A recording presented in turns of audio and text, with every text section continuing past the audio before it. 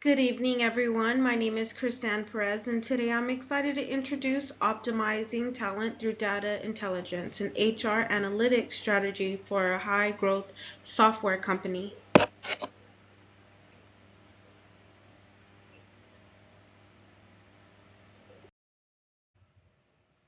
Our goal is to build a talent strategy powered by data intelligence using insights, not intuition, to guide every major people decision. And I want to thank you for inviting me to present on how we can utilize HR analytics in our company. Today, I'll outline several data driven methods we can use to improve performance, strengthen decision making, and support our long term growth. HR analytics enables us to make evidence-based decisions rather than relying on assumptions. It helps us spot trends early, improving hiring and retention and strengthening productivity.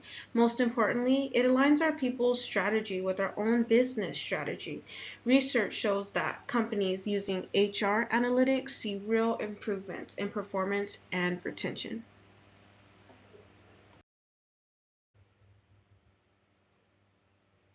For our first metric, I want to focus on turnover and retention analytics. This is one of the most important areas where data intelligence can immediately strengthen our organization. We'll start by tracking both voluntary and involuntary turnover, and then break that data down by role, tenure, manager, and team. This level of detail helps us understand not just how many people are leaving, but why they're leaving and where the risks are concentrated. We'll also calculate the full cost of turnover using Casino's model, which includes separation costs, replacement costs, training time, and lost productivity. This gives us a clear financial picture of how turnover impacts the business. We'll review these numbers quarterly to spot trends early. This metric can matters because it helps us identify risk areas before they become costly problems. It also allows us to design targeted retention strategies and reduce unnecessary labor cost. Ultimately, turnover analytics gives us the insight we need to protect our talent pipeline and maintain stability as we grow. For our second metric, we'll look at how much our training really helps the company. We'll check how much each training program costs, things like material, time, and any tools we use. Then we'll compare those costs to the benefits, like better work quality or faster learning. We'll use a simple formula. The money we gain from the training minus the money we spent divided by the cost. This shows us if the training is worth it. This matters because it helps us see which trainings are helping our people grow and which ones are not giving us good results. It also helps us spend our training budget wisely.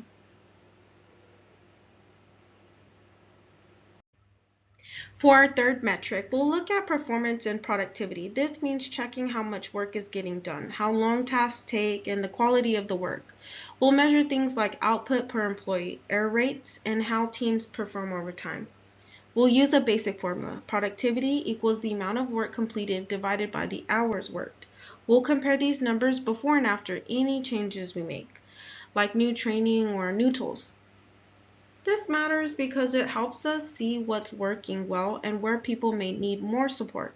It also helps us find slowdowns and problems in our workflow so we can fix them early. Overall, this metric helps us keep our teams running smoothly and performing at their best. For our next metric, we'll look at our hiring process. We want to understand how long it takes to fill a job, how much it costs to hire someone, and which hiring sources work best for us. We'll track things like time to fill, cost per hire, and how many candidates move through each step of the hiring process. We'll also look at where our best candidates come from, whether that's referrals, job boards, or LinkedIn. This helps us focus our time and money on the sources that bring us the strongest talent. This metric matters because it helps us hire faster, reduce cost, and improves the overall quality of our new employees. It also helps us spot any slowdowns or issues in the hiring process so we can fix them quickly. For our next metric, we'll look at employee engagement and how people feel about their work. We'll use short surveys to measure things like satisfaction, motivation, overall morale. We'll look at comments, and feedback to understand the tone and common themes. We'll track engagement scores by team, by manager, and over time. This helps us see where people are doing well and where they may be struggling. It also helps us catch early signs of burnout, frustration. This metric matters because engaged employees stay longer, do better, and help build a positive culture.